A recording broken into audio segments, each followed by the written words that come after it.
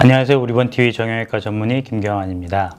요즘 원인을 모르는 두통을 호소하시는 분들이 늘어나고 있습니다. 전체 인구의 70에서 90% 이상이 경험하는 흔한 증상 중 하나인 두통은 나이, 성별과 관계없이 대부분 사람이 1년에 한 번 이상 겪는 일로서 여러 가지 원인에 의해 발생할 수 있기 때문에 흔히 무심코 지나가기 쉬운 질환 중 하나입니다. 대부분 두통의 경우에는 충분한 휴식과 수면 혹은 진통제를 통해 증상이 개선되어 일시적인 현상으로 나타나 사라지지만 일부 두통은 휴식 이후에도 증상이 사라지지 않고 지속되어 작업 능률을 저하시키고 일상생활의 질을 떨어뜨리기도 합니다.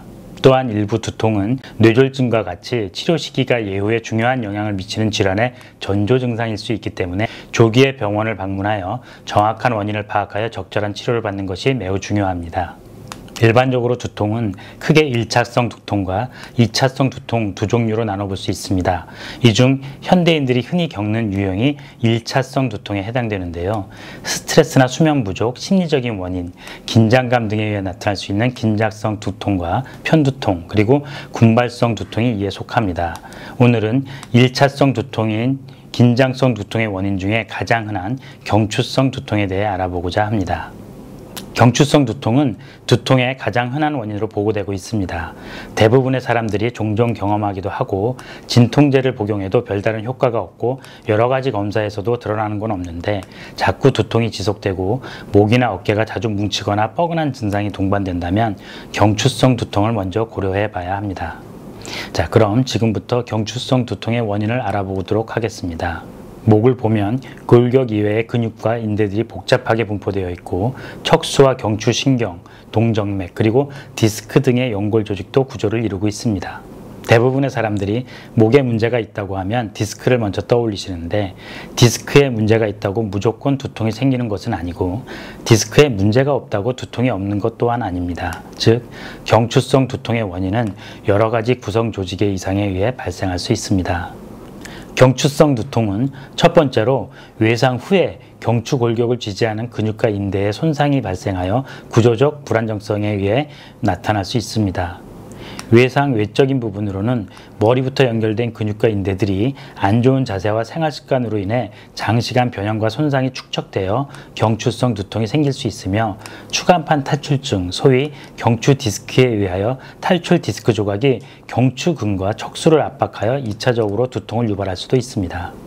경추성 두통을 일으키는 원인 중 하나인 외상에 의한 두통은 자동차 교통사고 후에 흔히 볼 수 있는데 사진을 찍어도 심지어 MRI 검사를 하여도 보여지는 건 없는데 자꾸 두통이 있다면 외상에 의한 경추성 두통이 생겼다고 말할 수 있겠습니다.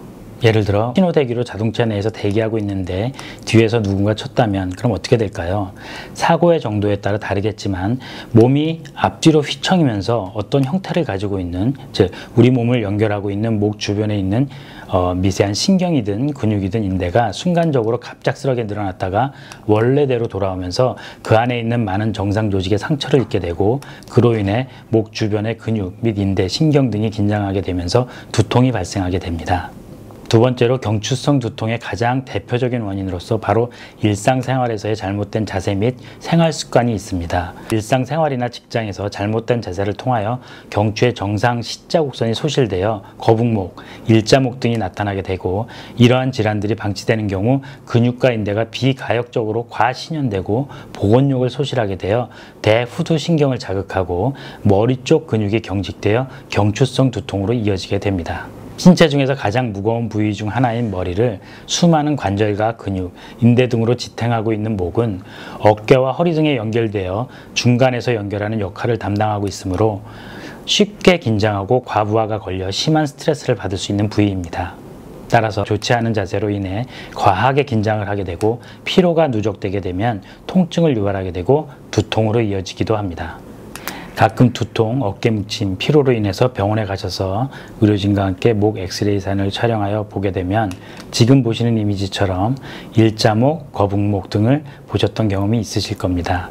보통 이러한 경우에 특별한 이상은 없는데 두통이 지속되는 경우 경추성 두통을 먼저 의심해 볼 수 있겠습니다. 그렇다면 일자 거북목 자세가 왜 문제가 될까요?